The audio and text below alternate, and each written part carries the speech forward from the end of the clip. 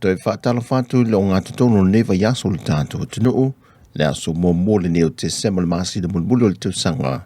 ia ai o tala I mea o te tupu le tātou tunuu I Samoa. E le o muta le wha o pe o ngā ruenga fiso swani le mano ia pani lanuan poloketi, o lo fiso swani mai e pe le matanga ruenga le soifua mano loina Samoa, ai me se lava I le teimi le misela o mai le so. E luan poloketi al matanga ruenga le soifua mano loina na te tala ina le aso na nafi, na whaatupe le malo ia pani, lea e au fia I ta avale fau e fitu e whea avea iai mai, le tu salona tau ma le miliona lua se lau lua sifru ma le lima feta la Samoa, le na sau no le whionga le minista ia va lasi lua pito whanua to nga manga ta fitu sele sele, o ia ta avale o le a wha so atu e le ngata I le whana mai tele I savai, o poru nei, whapea foi ma whana mai whaai tu malo. Fantase la ma se no whanga tu tonu fau wa mai o na fausia,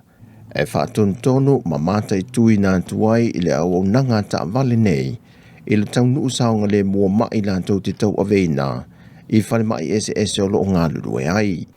Tasi le nei o matatia au sia,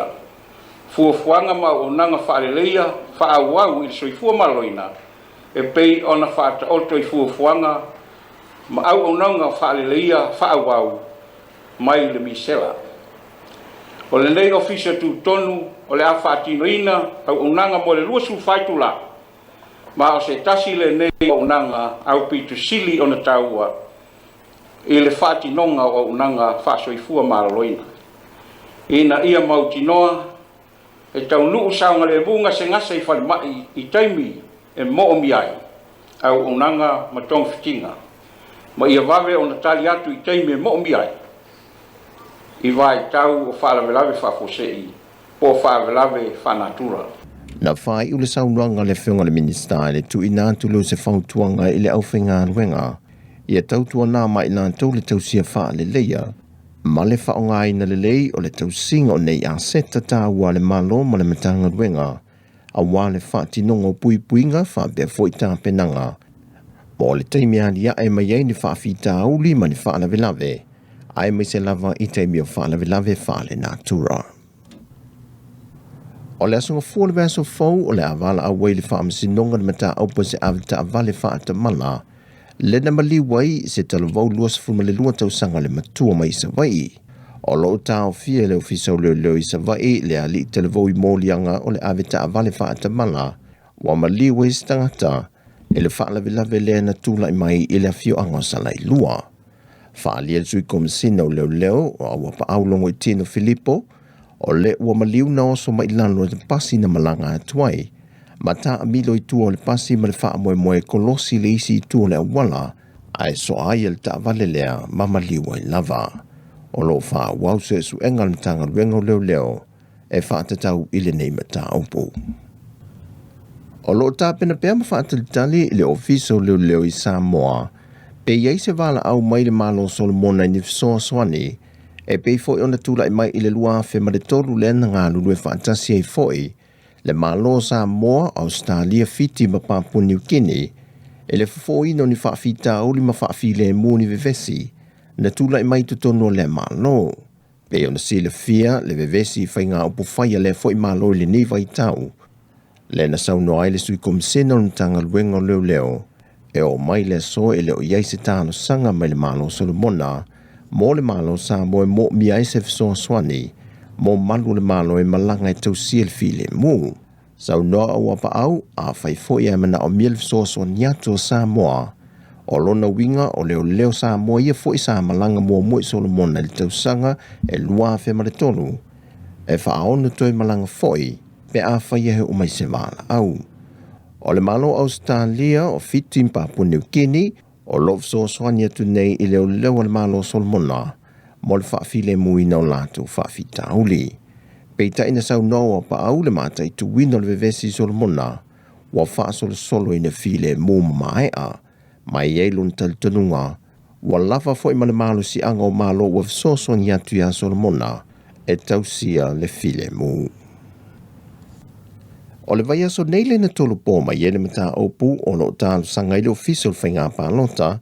ta wala atu I le official le loia sili, Mo le whaamasinonga e whaamana malama le mai le tūla whono e whaatatau i le 10% o ta maitai i le pālemene e pe ona ia i lano le tūla whono whaasfu ma le whaa o le whaavai o le malo tuto o tasio Samoa. Na whesiringia fo e se tasio Tala le komisino whainga pālota, pe le ananga tatau lano le tūla whono no to fitu sui ta maitai, ai le o le ono e pe ona iai le whaai unga le whaamasinonga. E le whafonga ina mua le mata aupule nei, na siringia ai e le whaamasinonga le ofisa le loi sili, pe whaawau pe le mata aupule nei, le na ioi ai fui mono e whaawau le mata aupu. Pei tai, na sau no le fionga le komisino whai ngā pālota, whai mālo matu mo mea fiu le misio. O le manu mālo mai a suita mai ta e tō lua le na foa o le pāle mene, pe ona iai lano o le tūlafono fast fuma le wha le whaavae, wa au sia le iai male se 10% e pe ona mo mia. Ma watu lai mai ei no fo sui fai pule le pāle mene le pāia inga lona se fulma le fitu, e le to lima se fulma le tolu. O le aso no te sema le o tolu po i ele fonga ino nei mata aupo, ma le aso tolu e te tau ona whaulu mantua i tala tustusia i le whaamasinonga. Wa whaaftaia sui komisino mtanga ruenga leo, aua pa au Filipo longo i tino le langolanga sua li ma fai pule o afio anga te itasi, ai me se lava i tu malo e onu ia sa whenga iei ma fai ngā pālota la iti, le na whaama ai na le vaiason te nei. Sau noa wapa au, na file mu mea oma ile mai au whai ngā pālota la iti, mai ele iai se mena ngā sepe na lipo tia foi, ni tūlanga na lapilapea ile whaati nonga o ngā luenga. Sau noa wapa au, e siri atu le fifile mua whai ngā pālota la iti le whato a mai a, na ilo le whai ngā pālota tele le atunu ia a perila. O whafte foi o wapa au le mamalu le atunu i le tāpua ingo whaiva o i tū malo e ono, sa alo whaiva i le sa i lio lātu sui whaipule, e no fuia na foi o no le pāne mene. O tātou tala fauia mai Samoa, manuia nei aso, whasoi foia.